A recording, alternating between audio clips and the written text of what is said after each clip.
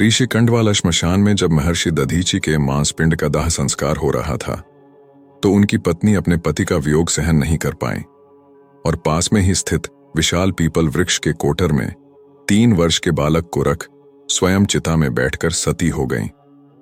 इस प्रकार महर्षि दधीचि और उनकी पत्नी का बलिदान हो गया, किंतु पीपल के कोटर में रखा बालक भूख प्यास से तड़प तड़प कर चिल्लाने लगा। जब कोई वस्तु नहीं मिली तो कोठर में गिरे पीपल के गोदों फल को खाकर बड़ा होने लगा। कालांतर में पीपल के पत्तों और फलों को खाकर बालक का जीवन यन केन प्रकारेण सुरक्षित रहा। एक दिन देवर्षि नारद वहां से गुजरे। नारद ने पीपल के कोठर में बालक को देखकर उसका परिचय पूछा। नारद जी बोले, बालक तुम कौन हो? बालक बोला कि यही तो मैं भी जानना चाहता हूं। नारद जी ने कहा कि तुम्हारे जनक कौन है? बालक ने कहा कि यही तो मैं जानना चाहता हूं। तब नारद जी ने ध्यान धर देखा। नारद ने आश्चर्यचकित हो बताया कि हे बालक, तुम महान दानी महर्षि दधीचि के पुत्र हो। तुम्हारे पिता की अस्थियों का वज्र बनाकर ही देवताओं ने असुरों पर विजय पाई थी। नारद ने बताया कि तुम्हारे पिता दधीचि की मृत्यु मात्र 31 वर्ष की आयु में ही हो गई थी।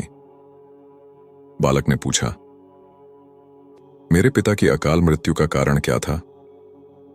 नारद जी ने कहा कि तुम्हारे पिता पर शनिदेव की महादशा थी। बालक ने पूछा कि मेरे ऊपर आई विपत्ति का कारण क्या था? नारद जी ने बताया, शनिदेव की महादशा। इतना बताकर देवर्षि नारद ने पीपल के पत्तों और गोदों को खाकर जीने वाले बालक का नाम पिप्पलाद रखा और उसे दीक्षित किया। नारद के जाने के बाद बालक पिप्पलाद ने नारद के बताए अनुसार ब्रह्मा जी की घोर तपस्या कर उन्हें प्रसन्न किया।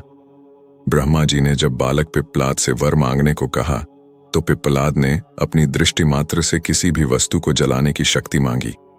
ब्रह्मा जी से वर मिलने पर सर्वप्रथम पिप्पलाद ने शनिदेव का आह्वान कर अपने सम्मुख प्रस्तुत किया और सामने पाकर आंखें खोलकर भस्म करना शुरू कर दिया।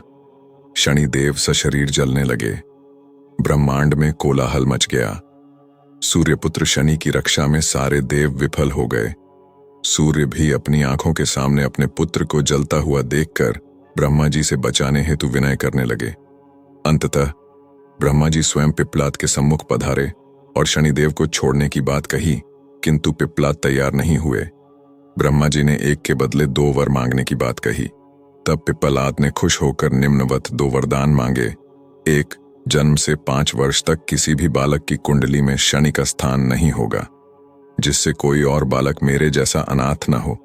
दूसरा, मुझ अनाथ को शरण पीपल वृक्ष ने दी है, अतः जो भी व्यक्ति सूर्योदय के पूर्व पीपल वृक्ष पर जल चढ़ाएगा उस पर शनि की महादशा का असर नहीं होगा। ब्रह्मा जी ने तथास्तु कह वरदान दिया। तब पिप्पलाद ने जलते हुए शनि को अपने ब्रह्मदंड से उनके पैरों पर आघात करके उन्हें मुक्त कर दिया, जिससे शनिदेव के पैर क्षतिग्रस्त हो गए और वे पहले जैसी तेजी से चलने लायक नहीं रहे। अतः तभी से शनि शनय चरती या शनयश्चर अर्थात जो धीरे चलता है वही शनयश्चर है कहलाए और शनि आग में जलने के कारण कालिकाया वाले अंग भंग रूप में हो गए। संप्रति शनि की काली मूर्ति और पीपल वृक्ष की पूजा का यही धार्मिक हेतु है। आगे चलकर पिप्पलाद ने प्रश्न उपनिषद की रचना की, जो आज भी ज्ञान का वृहद भंडार है।